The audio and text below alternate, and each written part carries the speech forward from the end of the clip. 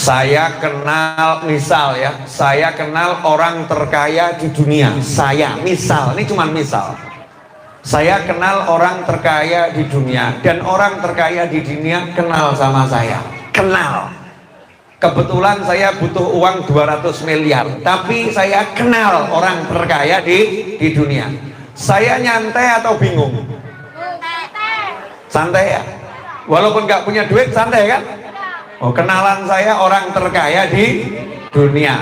Dia baik sama saya juga baik sama dia. Dan dia pernah nawarin, Habib, Ustadz, Kiai, guru, kawan, kalau butuh duit ngomong. Ya saya tinggal ngomong, Mas, aku butuh 200 miliar. Oh santai, buat orang terkaya di dunia loh, bukan di Indonesia. Kecil, tenang hati saya walaupun nggak punya duit. Gara-gara punya kenalan orang terkaya di dunia. Anda mau buat SIM, kurang paham tata caranya, kurang paham prosedurnya, tapi kenal Pak Kapolsek, kenal Pak Kapolsek, kira-kira ditolong atau nggak ditolong? Dibantu atau nggak dibantu? Sehingga ketika mau buat SIM ya nyantai saja. Oh, saya punya teman Pak Kapolsek, nanti saya diajari, prosedurnya seperti apa. Nggak galau, nggak bingung, tenang. Mau buat KTP, tapi ternyata punya kenalan Pak Camat, bukan lagi lurah, Pak Camat. Kemudian RT RW kenal akrab, lurah kenal banget. Mau buat KTP, nyantai. Dah, nanti tinggal minta tolong sama Pak RT, Pak RW, insya Allah diurus selesai. Betul begitu? Sekarang saya mau nanya, yang maha kaya siapa? Yakin? Ya kalau nggak yakin berarti kufur. Harus yakin. Yang maha kaya siapa? Allah. Bukan orang terkaya loh. Yang maha kaya. Yang maha baik siapa? Yang maha dermawan siapa? Yang maha bisa siapa? Yang maha kuat siapa? Yang suka ngeluh nggak punya uang siapa?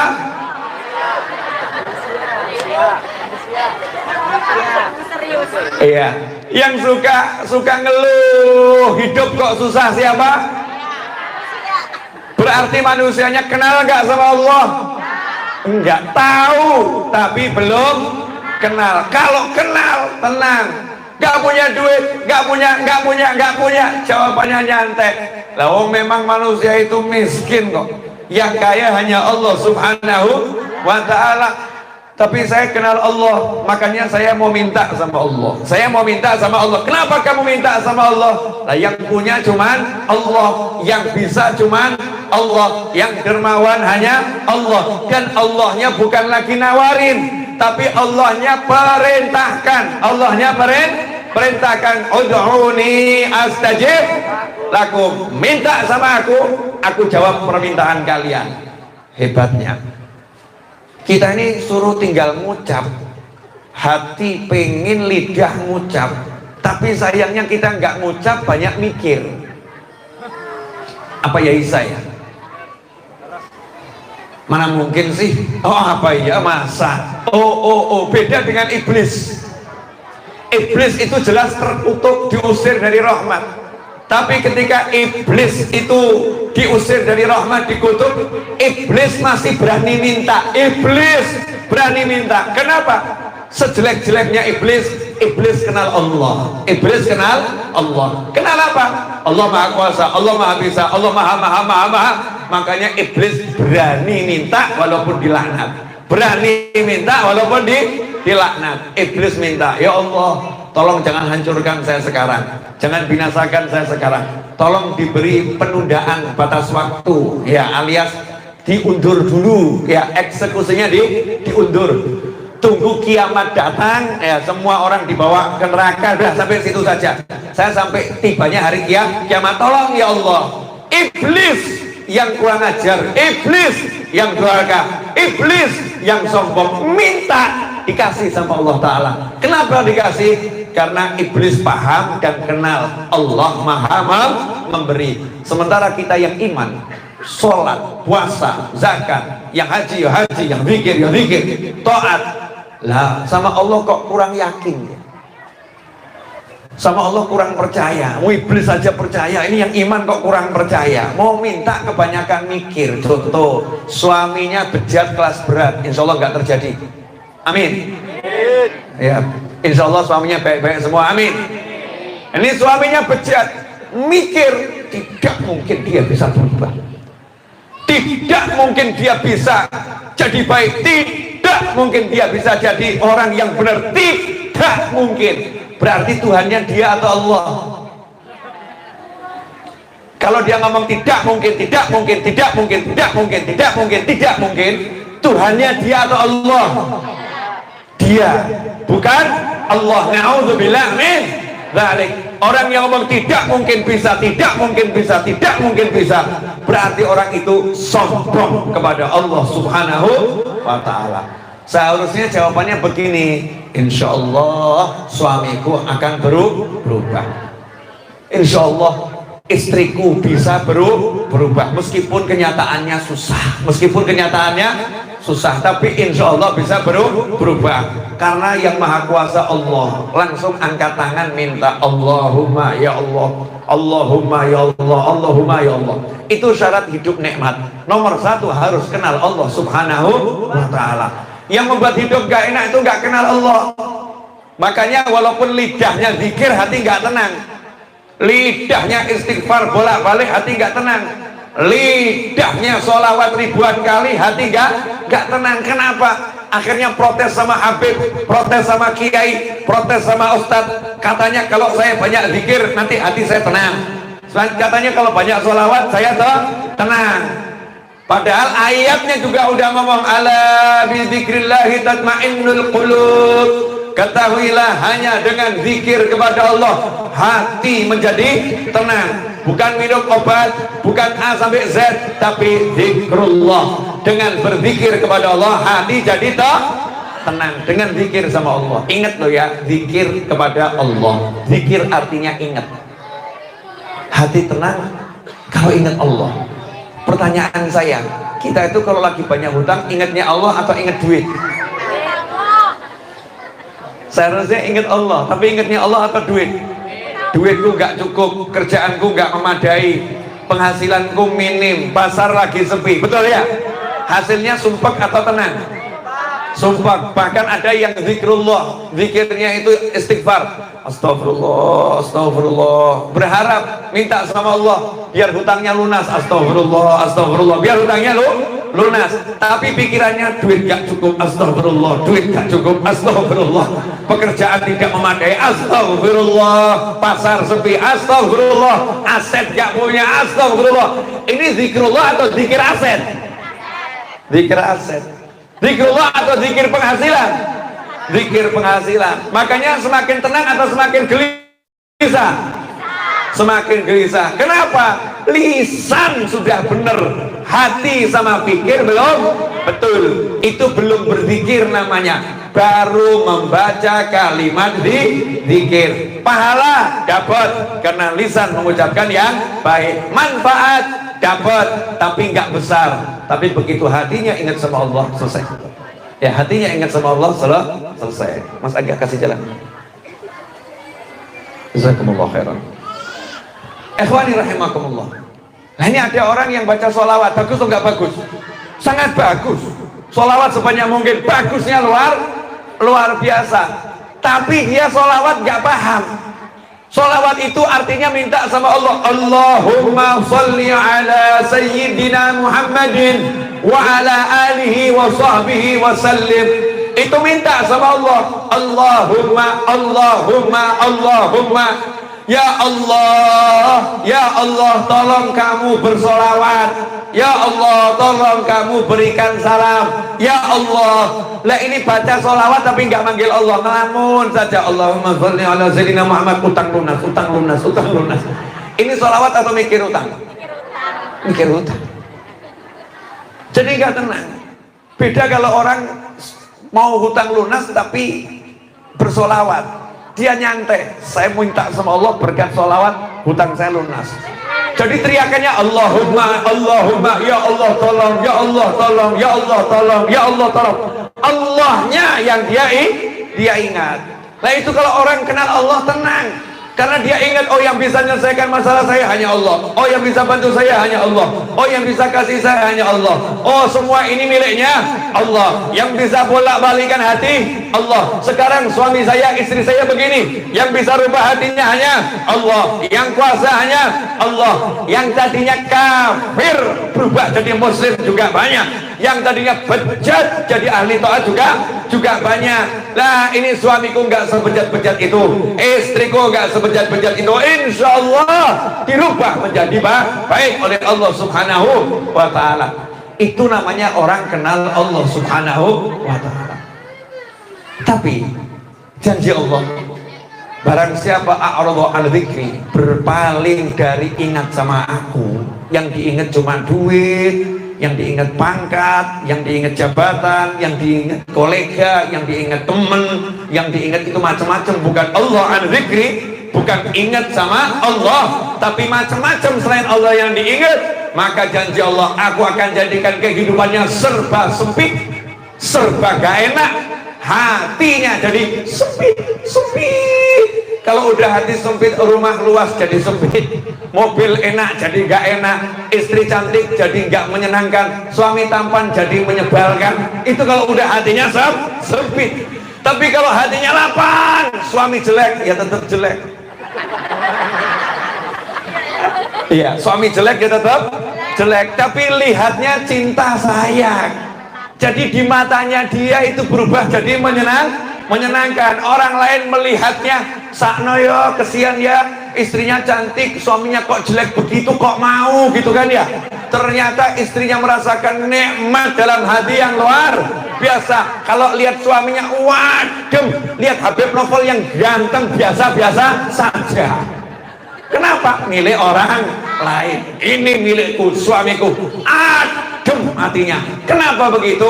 Karena hatinya jembar, hatinya lapang, hatinya kenal Allah Subhanahu wa Ta'ala. Begitu setan bisikan, suamimu jelek loh, tetanggamu ganteng. Jawabannya, suamiku lagi dalam modus penyamaran. Itu kan cuman pakaian. Ini kan cuman pakaian yang gampang rusak. Kenapa aku rusak? Kena peniti rusak, kena batu rusak, masuk tanah hilang, pakaiannya hilang. Nah aslinya mana? Kalau kamu pengen tahu penampakan asli suamiku, nanti di surga aku tunjukkan. Mati Yosef, kamu mati dulu, nanti masuk surga, insya Allah ketemu suamiku kelihatan gantengnya luar biasa. Makanya nggak ada doa bercermin Allahumma sebagaimana engkau jadikan wajahku jelek, maka jadikan hatiku bagus. Nggak ada. Allahumma kama hasanta khalqi fahassin khuluqi. Ya Allah, sebagaimana engkau jadikan penampilan fisikku ini baik, jadikan penampilan batinku juga baik. Nggak ada manusia jelek, nggak ada, semuanya bagus. Cuman pakaiannya nih pakaian penyamaran. Ada yang tampaknya begitu, namanya juga orangnya nyamar, tergantung nasib suruh nyamar jadi apa. Kurang lebih seperti itu. Kalau hatinya lapang dengan ingat Allah, hati lapang. Gak ingat Allah, hati sempit. Yang bilang siapa? Bukan saya, yang bilang Allah Subhanahu wa Ta'ala. Hadirin yang dimuliakan Allah, ibu-ibu, saya mau nanya, boleh? Ibu punya anak 10, siap enggak? Jujur, ini bukan lebay-lebayan, jujur. Kira-kira ibu diajak suami punya anak 10, siap nggak? Jujur. Siap atau tidak? Yang keras, tidak atau siap? Yang siap cuma satu tapi teriak keras, siap! Yang lain, tidak. Pertanyaan berikutnya, kenapa tidak siap punya anak banyak? Bapak-bapak, ibu-ibu, ya Pak RT, Pak RW, Pak Camat, Pak Lurah, nanti kalau Habib Novel Alidrus jadi presiden tahun 4000 Masehi, ingat 4000 Masehi loh ya, bukan sekarang ya, bukan tahun-tahun ke depan, enggak, 4000 Masehi. Kenapa saya pilih 4000 Masehi? Karena perubahan proses itu jangan tergesa-gesa, pelan-pelan, nanti hasilnya bagus. Saya akan kembalikan untuk sistem pernikahan di Indonesia kembali seperti zaman dahulu kala, seperti zaman hidupnya leluhur saya, orang Jawa asli, asli. Orang Jakarta itu juga orang Jawa tapi nggak mau ngaku orang Jawa. Orang Jakarta kalau ada orang Jawa datang kemudian, kamu dari Jawa ya? Lah emangnya kamu tinggal di mana? Emangnya kamu tinggal di Pulau Kalimantan? Kamu tinggal di Sulawesi? Kamu tinggal di Sumatera? Kamu tinggal di Jakarta? Itu di Pulau Jawa. Bahkan Jawa bagian ujung, kurang titik ujung itu. Betul betul. Yang mending saya Jawa Tengah. Nggak ujung-ujung banget kan, rodok tuh tengah. Tapi sama orang Jawa, yuk kita saling menjawa-jawakan. Orang Jawa asli, orang Jawa asli itu asal usul utama Indonesia. Orang Kalimantan asli, asal usul Indonesia. Orang Sumatera asli, asal usul Indonesia. Bhinneka Tunggal Tunggal Ika, Sabang sampai Merauke itu adalah asal usul Indonesia. Tidak ada sejarahnya di Indonesia orang nikah nunggu umur 25 tahun, 30 tahun, 40 tahun di Indonesia. Dulu Indonesia begitu balik langsung menikah, saudara-saudara. Betul betul betul. Betul betul betul. Betul betul betul. Kenapa sekarang menikah diundur-undur? Ya karena zamannya seperti ini. Zamannya seperti ini. Nanti saya akan kembalikan ke zaman dahulu kala, zaman batu, tapi mentalnya mental emas, mentalnya mental yang luar biasa. Begitu balik langsung nikah. Makanya dulu ibu-ibu nikah umur 10 tahun, 11 tahun, 12 tahun. Betul ibu-ibu? Betul? Ya itu dulu. Sekarang nggak boleh. Jangan langgar hukum. Hukum jangan dilanggar. Loh Beb, tapi saya 14 tahun udah kebelet nikah. Ya udah nikah saja, jangan zina. Ya tapi nanti kamu nggak dapat catatan. Ya catatannya nunggu kalau umurnya udah cukup. Nggak apa-apa, catatan mundur nggak apa-apa. Catatannya mundur nggak jadi masalah. Tapi nikahnya jangan mundur. Karena kalau nikah mundur nanti hasilnya zina dan dosa. Naudzubillah min dzalik. Nah, tapi saya mau ambil mentalnya orang Jawa nih, mentalnya orang Kalimantan, mentalnya orang Sulawesi, mentalnya orang Sumatera. Umur 10 tahun, 11 tahun, 12 tahun nikah. Anaknya banyak atau dikit? Banyak. Betul? Hasilnya, rezekinya banyak atau dikit? Banyak. Nah yang sekarang ini anaknya 2, anaknya 1, suruh nambah lagi 1, mikir nanti mau dikasih makan apa? Hasilnya apa? Itu rumah tangga yang seperti itu biasanya kaya-kaya atau miskin-miskin? Yang mau dibilang miskin ya nggak enak. Mau dibilang kaya ya nyatanya tidak. Gaji tanggal 1, tanggal 1/4 habis. Betul lah betul. Bahkan itu utang belum terbayar ya. Anaknya 2, sementara anak dulu 10 kaya kaya 10 hidupnya bahagia, ngurus anak 10 nggak repot, nyantai-nyantai saja, bahkan senangnya luar biasa, rumahnya juga besar, hidupnya penuh dengan kenikmatan. Kenapa? Karena orang Jawa dulu, Kalimantan dulu, Sulawesi dulu, Sumatera dulu punya prinsip banyak anak, banyak rezeki. Orang sekarang ngomong salah itu, banyak anak nggak banyak rezeki, banyak anak mumet, banyak anak pusing, gitu orang zaman sekarang. Yuk saya buktikan kebenaran orang dulu. Makanya saya akan kembalikan seperti zaman dulu, tapi butuh 2000 tahun untuk proses. 2000 tahun, karena kalau tergesa-gesa tidak boleh, itu nggak bagus tergesa-gesa. Pelan-pelan disampaikan di pengajian-pengajian, pelan-pelan. Siapa tahu nanti anggota DPR, MPR ya pada berubah, kemudian dibuat undang-undang baru pernikahan lebih cepat, lebih bagus. Nanti. Halo. Kok senyum semua kenapa?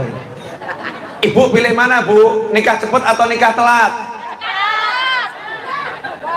Bapak-bapak pilih mana? Nikah cepat atau nikah telat? Nikah cepat. Pengen toh ya? Namanya udah balik. Sistemnya langit itu kan kalau udah balik udah dikasih mimpi, betul ya? Nah ini kalau udah mimpi nggak nikah-nikah, akhirnya praktek kan bahaya. Dia praktek yang dimimpinya, akhirnya banyak zina di sana, banyak zina di sini. Akhirnya sila pertama ketuhanan yang Maha Esa tidak dijalankan. Sila pertama ketuhanan yang Maha Esa tidak diwujudkan. Sila pertama ketuhanan yang Maha Esa dilanggar. Akhirnya jantungnya Garuda Pancasila cahayanya diredupkan, cahayanya dimatikan. Bintang yang nggak jadi emas lagi karena nggak ada cahayanya, karena nggak diamalkan. Keempat sila yang lain tidak akan dijalankan. Kenapa? Tuhannya sudah diabaikan. Na'udzubillah min dzalik. Na'udzubillah min dzalik. Leluhur itu nyusun Pancasila udah pinter, nyusun Pancasila udah hebat. Makanya sila pertama ketuhanan yang Maha Esa. Bu, jadi ibu pilih anak 10 atau anak 3? Bapak-bapak, alhamdulillah saya udah sukses merubah pola pikir istri-istri Anda. Barusan ngaku minta anak 10. Sampai rumah silahkan dilanjut. Sampai rumah silahkan dilanjut. Kalau nanti ibu-ibu ternyata sampai rumah menolak, bapak jangan melanggar aturan negara dan jangan melanggar aturan ibu-ibu. 2 anak cukup, tapi dari 4 istri. Jadi total 8. Makanya kalau tidak mau itu terjadi, siaplah punya anak yang banyak. Bu, saya buktikan ya, banyak anak banyak rezeki, boleh? Ada kemusyrikan tidak disadari, kemusyrikan tidak disadari, dan itu bisa menjurus ke kufuran yang tidak disadari. Seorang suami mau punya anak lebih dari 1, lebih dari 2 atau lebih dari 3, kemudian dia berpikir, nanti gimana aku ngasih rezeki anakku, gimana nanti aku ngasih makan anakku. 2 saja udah susah, apalagi mau nambah. Ini kemusyrikan tapi nggak sadar. Musyriknya di mana? Karena dia menganggap yang ngasih rezeki anaknya adalah dia. Dia menganggap yang ngasih kehidupan anaknya adalah dia, bukan Allah Subhanahu wa ta'ala. Orang Jawa kuno sudah paham, setiap orang itu lahir bawa rezekinya sendiri, lahir bawa rezekinya masing-masing, udah punya catatan rezeki. Bahkan oleh Nabi Muhammad SAW sudah dijelaskan, umur bayi 4 bulan dalam kandungan, malaikat sudah disuruh nulis, termasuk suruh nulis jatah rezekinya, bagian rezekinya, dan itu tidak akan berkurang dan tidak akan bertambah. Catatannya sudah ada. Alhamdulillah kita nggak tahu catatan kita. Kalau tahu mungkin stres, mungkin putus asa, karena nggak tahu jadinya optimis. Oh, catatan saya sugih, sugih. Lah kok sekarang masih miskin? Oh, belum tanggalnya. Ya belum waktunya. Nanti kalau udah waktunya, jamnya, tanggalnya sesuai catatan, saya akan kaya, akan sugih. Itu hikmah catatan disembunyikan. Tapi judulnya malaikat cuma nyatat. Ya, yang nyuruh Allah Subhanahu wa ta'ala. Lah kalau malaikat saja bisa nyatat, malaikat bisa membaca, maka hamba-hamba Allah yang soleh tingkatnya lebih dari malaikat. Makanya hamba-hamba Allah yang soleh bisa membaca catatan malaikat, semua dengan izin dari Allah Subhanahu wa ta'ala. Nah, ketika seseorang mengatakan, kalau saya nambah anak 1 lagi, gimana nanti ngasih makannya? Berarti tidak meyakini kalau anak itu lahir bawa rezekinya sendiri. Ibu, yakin anakmu lahir bawa rezekinya sendiri? Nah, kalau kamu yakin, maka produksi anak sebanyak mungkin. Banyak anak, banyak rezeki. Saya buktikan, Cina, negara yang besarnya luar biasa, dengan penduduk yang padatnya luar biasa, betul atau betul? Hasilnya sekarang termasuk negara terkuat di dunia adalah Cina. Ekonomi terkuat di dunia adalah Cina. Maka kalau banyak anak menghasilkan ruwet ekonomi, bertentangan dengan kenyataan yang ada dan bertentangan dengan apa yang disabdakan oleh Allah Ta'ala, diwahyukan oleh Allah Subhanahu wa ta'ala, bahasanya setiap orang yang lahir, yang hidup di muka bumi, wa ma min dabbatin fil ardi illa 'alallahi rizquha. Bu, jelas atau enggak jelas? Mas Angga berapa menit itu? Saya udah bicara 31 menit. Belum selesai, cuman ngasih tahu. Sudah bicara 31 menit. Baru bab yang pertama, biar bisa menikmati hidup harus kenal sama Allah Subhanahu wa ta'ala. Sekarang kita praktek. Kalau udah belajar kenal Allah, sekarang saatnya menikmati hidup. Hidup itu sekarang, nanti nggak tahu. Yang sudah lewat masa lampau. Hidupmu, hidupku, hidup kita adalah now, sekarang, saiki, waktu ini hidup. Nanti wallahu a'lam. Siapa tahu yang hadir pengajian ini, yang bicara atau yang mendengarkan belum sempat pulang udah mati. Ya semoga tidak terjadi. Semoga semua panjang umur. Kalau harus terjadi itu jangan saya. Tapi nggak bisa misal gitu, nggak bisa minta gitu. Semua udah ada catatannya, betul kan ya? Makanya nggak usah mikir nanti menghabiskan waktu yang sekarang. Mikir nanti menghabiskan waktu yang sekarang.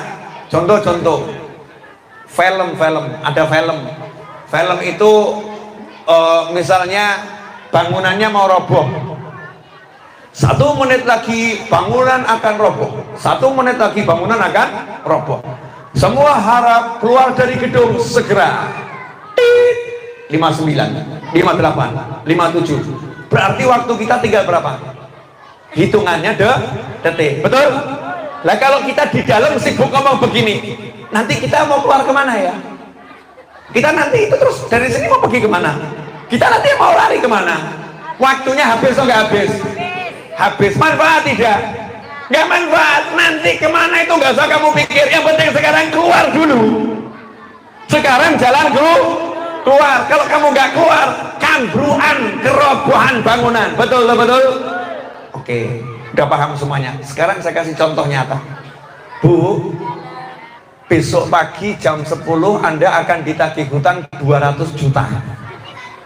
Hari ini nggak punya uang di saldo, tidak punya aset bisa dijual, motor belum lunas, ya rumah masih KPR, kudung bahkan minjam tetangga. Besok ditagih 200 juta. Pertanyaan saya, jam 10 malam, malam, anak minta dikelonin, suami minta disayang-sayang. Apa jawaban ibu?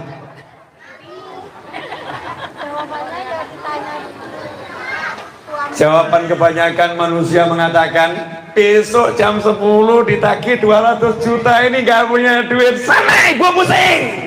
Anaknya diusir. Sana ikut mbak. Anaknya diusir. Suaminya deket, suami gak punya perasaan, gak tahu istilah dipusing. Maunya deket-deket orang, pusing ini. Besok bayar pakai apa? Bukannya bantu malah mengganggu. Ada enggak yang mirip-mirip begini? Mirip, kasusnya berbeda tapi mirip. Ada enggak? Ya, ini orang bodoh atau pandai? Bodoh atau pandai? Bodoh atau pandai? Nyatanya banyak atau sedikit? Berarti kebanyakan orang bodoh atau pandai? Beda orang yang udah kenal Allah Subhanahu wa ta'ala. Jam 10 malam gak punya duit, besok harus bayar 200 juta. Anaknya menghampiri dengan penuh cinta. Anaknya naik ke atas dada, langsung disambut dengan menggelitiki anaknya. Ya, anak diajak main-main, ketawa-ketawa. Suaminya datang disambut bahagia. Maka setelah semua selesai tugas dijalankan, saat itu si suami nanya sama dia, Bu, kamu tuh besok katanya harus bayar utang 200 juta. Iya. Punya duit? Enggak. Loh kok kamu kok tampak bahagia? Jawabannya, lah kalau besok saja belum tentu saya bisa bayar, lebih baik saya menikmati yang sekarang. Loh sekarang punya suami tampan masa nggak dinikmati? Bodoh kalau aku pilih pusing mikir yang belum tentu bisa aku bayar, sementara yang udah terbayar nggak aku nikmati, kan bodoh. Paham atau nggak paham? Paham ya? Anak ya sudah punya, kenapa nggak dinikmati? Suami udah ada, kenapa nggak dinikmati? Waktunya tidur ya tinggal tidur. Kenapa kamu? Nah ngapain? Saya melek mikir utang juga nggak bisa bayar, mikir utang nggak bisa menghasilkan. Kalau tidur jelas menghasilkan. Tidur badan sehat, badan segar, pikiran tenang. Saya nikmatin tidur. Nah besok bagaimana? Oh besok siapa tahu yang nagih mati kok. Siapa tahu yang nagih mati, siapa tahu, atau saya juga mati, nggak ngerti. Yang penting saya niat bayar, belum ada duit, besok dihadapi besok. Wah menjelang subuh bangun zikir, minta sama Allah, subuh berdoa, ketemu orang tua minta doa, pagi yang nagih datang. Oh uangnya mana? Maaf mas, belum ada. Maksudmu? Ya belum ada. Lah terus gimana? Ya empuk. Saya udah usaha belum dapat. Ya empuk. Tapi rupanya si ibu ini sama Allahnya kuat, kenceng ya. Tugas dijalankan kepada suami, tugas dijalankan kepada anak, tugas pada orang tua dijalankan. Subuh dia minta sama Allah, yang nagih diancam sama Allah. Kalau kamu lanjutkan nagih, maka hatinya dibuat takut sama Allah. Ya udah bu, bulan depan jangan sampai terlambat ya. Masya Allah, dibuat dulu hatinya. Yang nagih nggak tega, yang nagih nggak tega, yang nagih dirubah sama Allah Subhanahu wa ta'ala. Pulang kerja suaminya nanya, gimana tadi? Alhamdulillah, ditunda 1 bulan lagi. Lah kok bisa? Ya nggak tahu, mungkin berkat ngelawanin kamu semalam. Aku taat sama Allah Ta'ala, bahagia saja. Allah bereskan urusanku. Nyantai. Nikmati hidupmu yang sekarang. Yang sekarang dinikmatin. Jangan mikir yang nanti. Yang nanti urusan dunia semua mikir nanti. Itu merusak jiwa. Kecuali nanti itu artinya setelah mati. Lah itu pikirlah. Nanti artinya setelah mati. Pikirkanlah gimana nanti setelah mati. Makanya kalau ada minuman seperti ini, contohnya dinikmati. Ceramah nanti. Sekarang waktunya minum, maka minum dinikmati. Gak usah ngurusin yang mau dengar pengajian.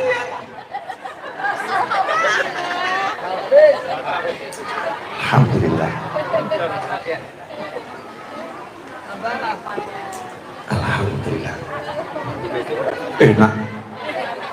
Zam-zam ini.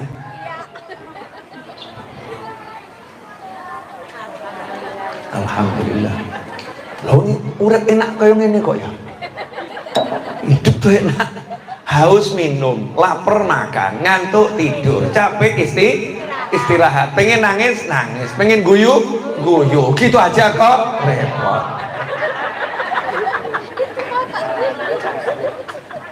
Masya Allah, itu ilmunya Gus Dur ya, gitu aja kok repot. Pak Habib, saya akan diturunkan pangkat, ya gak apa-apa. Oh dulunya juga dari pangkat turun jadi naik kok. Sekarang diturunkan, oh gitu aja kok repot. Pak Harto diturunkan jadi presiden, dari presiden jadi manusia biasa, jawabannya orang paten, betul kan ya? Gus Dur dilengserkan juga jawabannya gitu aja kok repot, ya kan? Ternyata dua-duanya sekarang hidupnya nikmat-nikmat saja. Di alam kubur makamnya Gus Dur diziarahin tanpa henti. Kuburannya Pak Harto di Karanganyar sana dekat Solo juga diziarahin tanpa henti. Iya, masjidnya Acin di Taman Mini Indonesia Indah itu miliknya Ibu Hartina, ya Siti Hartina Soeharto Ali sebutin, yang namanya ditambahi Fatimah, ya namanya ditambahi Fatimah. Pak Harto namanya ditambahi Muhammad. Masjidnya juga besar dan makmur, sering dibuat pengajian. Yuk insya Allah dua-duanya itu saudara-saudara muslim kita, insya Allah di alam baka sana hidupnya bahagia. Kalau udah ada muslim meninggal dunia, doakan yang baik-baik saja. Tapi prinsip ini loh ya nak, gitu aja kok repot.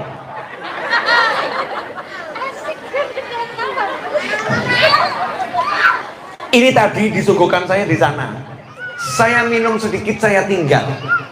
Tapi Allah nggak mau, dia meninggalkan saya. Maka Allah perintahkan panitia, hantarkan ke Habibnya. Masya Allah. Tadi nggak ada meja di sini. Allah bilang kasih meja disiapkan. Belum sempat saya lirik, begitu sampai babnya nikmati hidupmu yang sekarang, dia pun noleh ke saya, minum aku.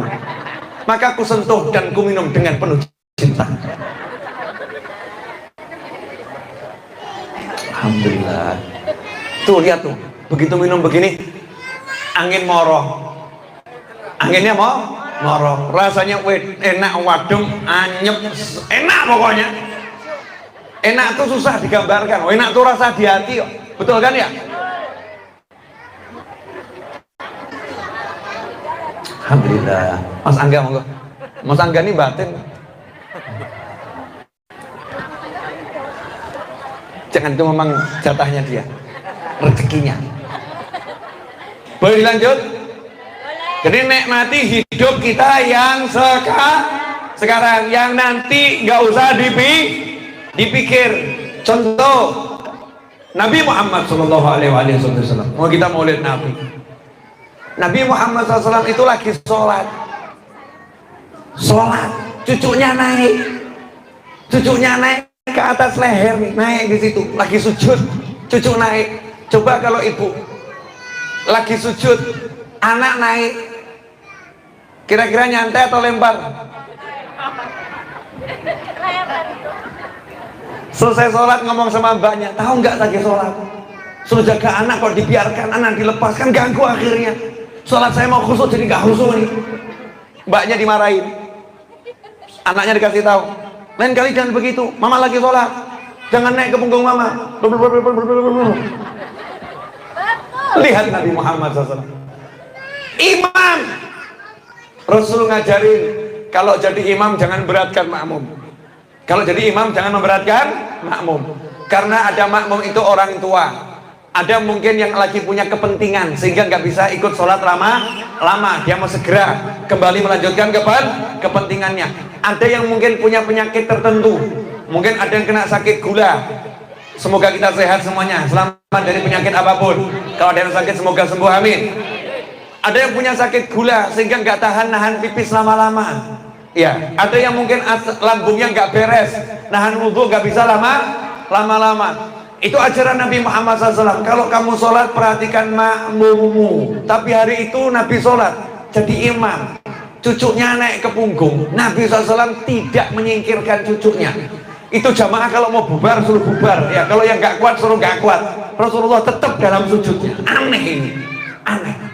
Selesai sholat ditanya sama sahabat radhiyallahu ta'ala anhum ajmain, wahai Rasul, apa yang terjadi padamu? Ada musibah yang gak enak atau malaikat Jibril turun nyampaikan wahyu? Jawaban beliau SAW, enggak, bukan Jibril, enggak ada apa-apa, aku sehat. Lah kenapa kok sujudnya lama banget ya Rasulullah?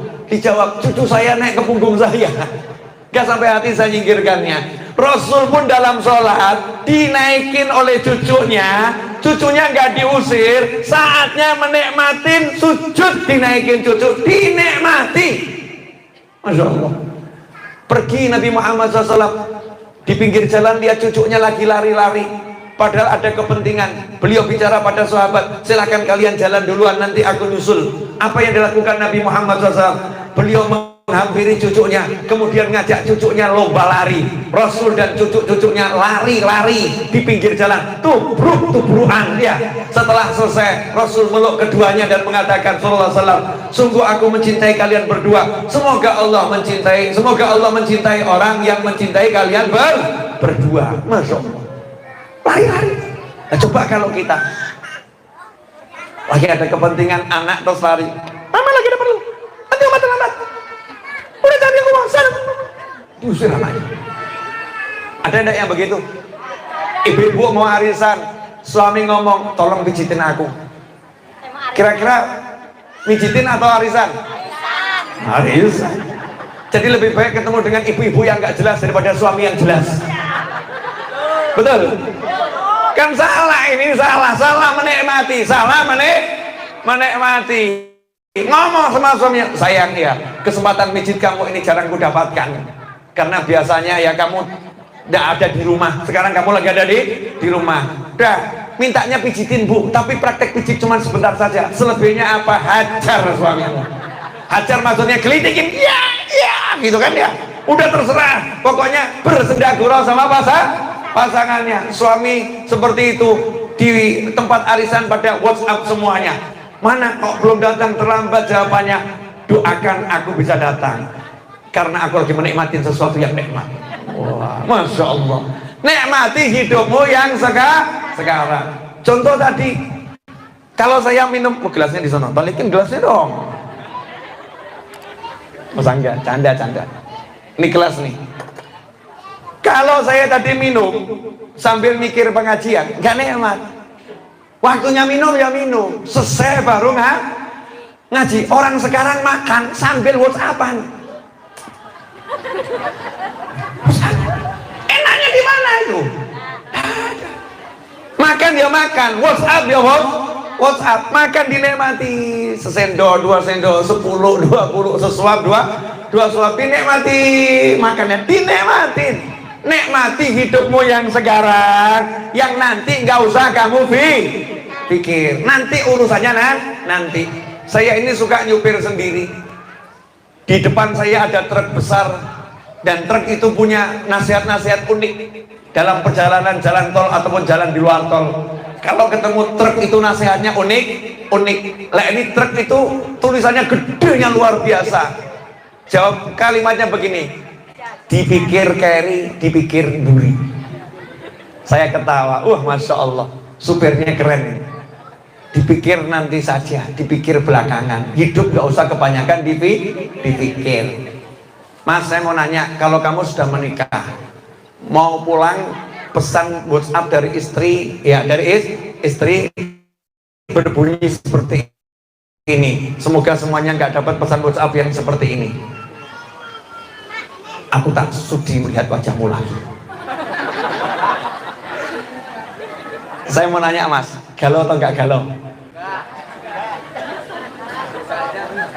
Biasa aja memang. Yang bener, ternyata belum nikah. Ya biasa aja. Yang sudah nikah dapat pesan WhatsApp, kok terlambat belum nyampe rumah, gimana? Udah galau. Ini lagi nyetir galau. Waduh, dia tak sudi melihat wajahku lagi, gimana? Oh, ini musibah apa ini? Bingung. Beda orang yang udah kenal Allah Ta'ala. Rupanya itu lagi di rumah makan, lagi makan sama teman-teman cowoknya. Aku tak sudi melihat wajahmu lagi. Makan gue enak ketawa. Temennya siapa? Istri. Ngapain? Nggak sudi lihat saya lagi. Istrinya begitu lihat dia masuk kamar, pintu dibanting, jebret. Masya Allah. Tenang dia, lihat anaknya, sayang, gini. Ayah, mama kenapa? Biasa mamamu. Ya, paling lagi minta disayang papa. Paling seperti itu. Canda sama anaknya, guyon. Setelah itu masuk kamar, suami menyapa istri. Ma, diem, gak mau ngomong. Iya, gak mau ngomong. Dia nyantai saja, samperin, kelitikin, siram air, selesai masalah. Ya, gak usah kebanyakan mikir. Kebanyakan mikir, nanti gimana? Di jalan nabrak. Makan bisa akhirnya tersedak. Ya, makan jadinya gak nikmat, dan membuat sekitarnya juga tidak nikmat. Tapi kalau yang nanti itu kamu pikir nanti, jadikan yang sekarang alat untuk menyelesaikan yang nanti. Sekarang kamu lagi sama orang tuamu, bahagiakan orang tuamu, niati, ya Allah, urusan saya nanti bereskan, bereskan. Prinsipnya seperti itu. Saya naik pesawat udah mau terlambat, ya udah mau terlambat cuman gara-gara simpel sepele. Tetangga saya minta tolong, dia jualan shawarma, Beb tolong ini dimakan, di syuting, nanti videonya kasihkan saya Beb, mau saya share Beb, biar orang-orang suka shawarma saya gitu ya. Nah, mobil saya udah jalan, saya lupa belum syuting gitu ya, ini minta tolong, akhirnya saya pulang ke rumah lagi ya, kemudian syuting lagi. Itu mestinya terlambat, nggak mungkin tidak terlambat, nggak mungkin nggak terlambat. Subhanallah, sampai bandara nggak terlambat, tapi lari-lari dikit. Saya minta sama Allah, ya Allah tolong ya Allah, tolong berkat saya nolong tetangga saya ini, tolong urusan saya nanti tidak terlambat. Subhanallah, jalan lihat GPS merah semua. Kata murid saya, Beb, macet nih Beb, mandek, nggak bisa lewat ini. Allah Subhanahu wa ta'ala langsung nyuruh kepala saya noleh ke kanan. Saya noleh ke kanan. Begitu noleh kanan, ada gang sempit di sawah. Di sawah. Kebetulan pas di depan saya tempat putar balik. Akhirnya saya ngikutin petunjuk noleh kanan tadi yang tidak ada di GPS. Langsung saya putar balik, masuk gang sempit, jalan tidak beraspal. Ya, tidak beraspal. Ketemu jalan aspal lagi, belok kiri, selesai masalah, macetnya hilang semua, dan tidak ada saran dari GPS, yang ada dari GPL, langit, saran dari langit. Gara-gara apa? Nikmati yang sekarang dan diniati untuk menyelesaikan yang akan datang. Itu cara hidup. gampang, nggak ada yang susah. Sementara kita hidup carinya yang susah, carinya yang pusing. Saya datang ke sini, tanya saya kenal sama beliau enggak? Satu keluarga ini nggak ada yang saya kenal. Iya, Ibu Widi namanya aja saya nggak hafal. Ya, bersama suaminya dan keluarganya, saya nggak ngerti. Iya, siapa beliau nggak tahu. Beb, waktu sekian bisa nggak ngisi pengajian di tempat saya? Tanggalnya ini, tak cek dulu. Oh ya, insyaallah. Tahu ada utusannya ke Solo. Kebetulan juga dari mana gitu ya, mampir, coba pastikan sama Habibnya. Oh iya itu ya, oh udah saya catat, iya gitu ya, udah saya catat. Rapat ini satu kampung nih ya, persiapan gitu kan untuk acara ini, rapat gitu, dikirimin fotonya, saya ini lagi rapat Bib dan sebagainya. Saya nggak tahu siapa ini beliau, nggak tahu, nggak paham, nggak kenal. Karena prinsip saya, siapa ngundang saya jadwalnya kosong, bismillah saya jalan. Kalau jadwalnya nggak kosong ya saya tidak jalan. Saya nggak mau mikir ruwet, saya minta tolong saja share lokasi, yang penting lokasi sama jam ceramah, nanti saya jalan sampai. Habib kan dijemput, udah nggak usah dipikir, insya Allah sampai. Nah tadi waktu saya jalan ke sini, terus kok saya disuruh Allah Ta'ala noleh kanan.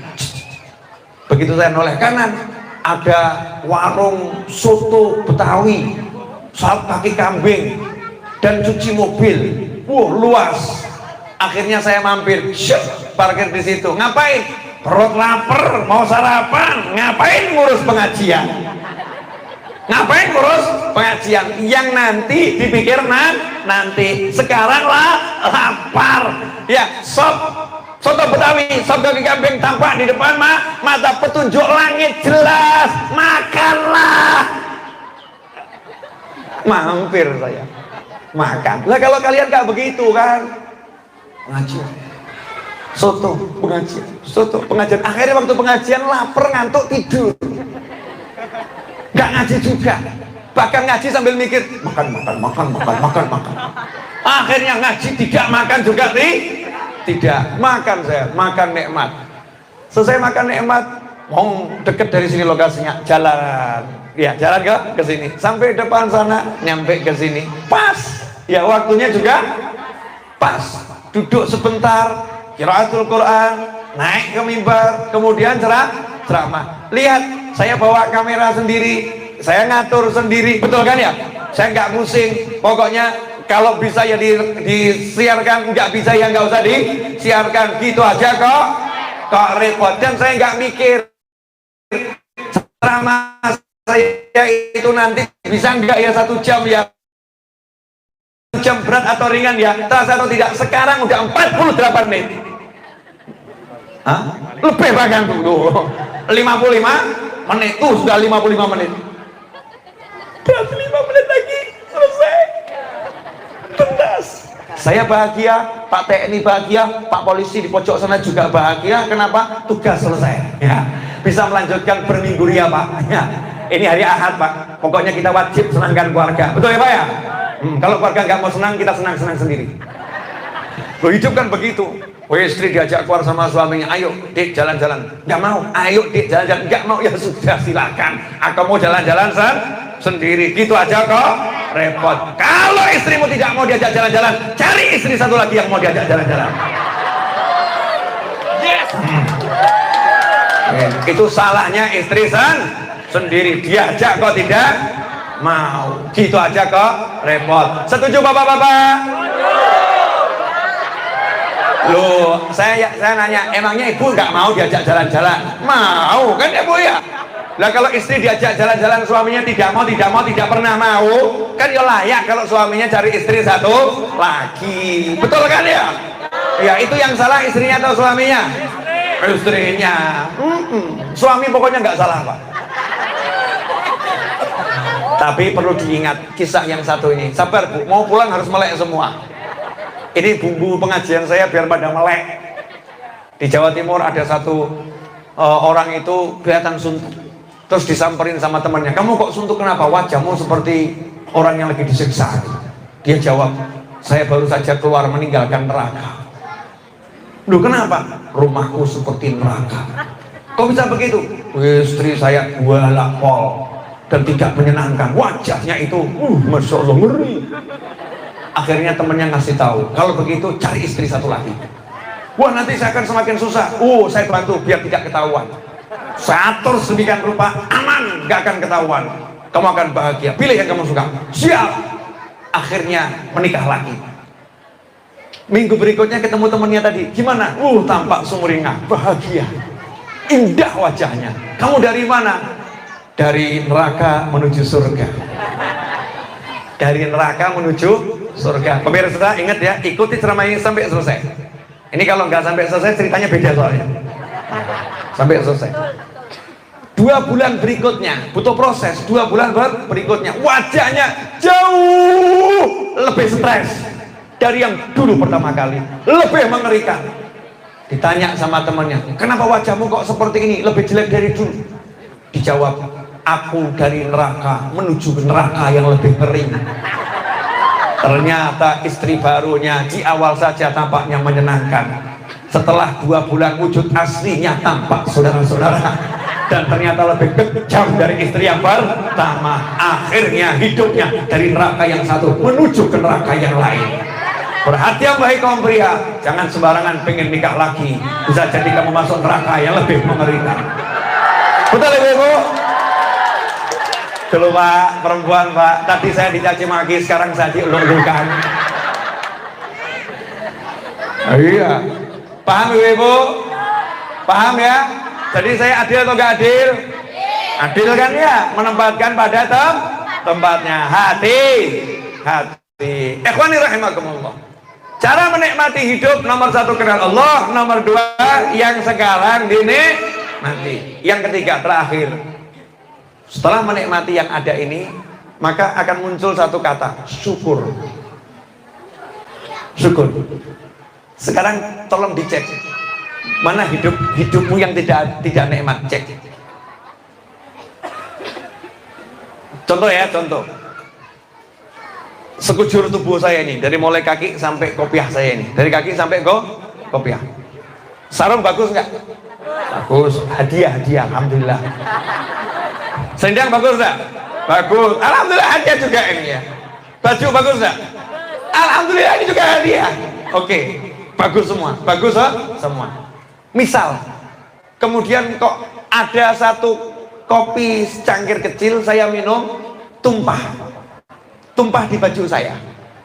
Bajunya jadi bagus atau jadi jelek? Jadi jelek, betul? Lah kalau saya cuma lihat baju yang jelek sedikit, ini saya lihat terus baju jelek, saya merasa seluruh penampilan saya jelek, betul? Seluruh penampilan saya rusak, betul? Akhirnya hati saya enak atau enggak enak? Enggak enak. Tapi kalau saya lihatnya begini, baju saya kena kopi kotor, sarung saya bersih, selendang saya bersih. Terima kasih ya Allah punya sarung bagus, terima kasih ya Allah punya baju bagus tapi ada kotorannya sekarang. Terima kasih ya Allah punya selendang saya rubah, kotoran saya tutup. Jadinya bagus atau enggak bagus? Bagus. Saya lihat penampilan saya jadi oke atau enggak oke? Oke. Berarti prinsipnya di mana? Kalau kita hanya lihat yang enggak enak, jadinya hidup itu enggak enak. Tapi kalau kita lihat yang enak, hidup itu jadinya enak. Makanya kita disuruh syukur. Orang syukur berarti lihat yang enak. Lihat yang enak syukur, lihat yang enak syukur. Pertanyaan saya, dalam hidupmu dari mulai ujung kaki sampai ujung rambut, itu yang enggak enak berapa sih? Punya anak enak atau enggak enak? Enak. Punya suami enak atau enggak enak? Enak. Punya orang tua enak atau enggak enak? Enak. Punya tempat tinggal, entah ngontrak entah beli, enak atau enggak enak? Enak. Punya teman yang baik enak atau enggak enak? Enak. Punya kerjaan walaupun belum mapan, enak atau enggak enak? Enak. Punya hutang enggak enak, betul? Punya hutang enggak enak.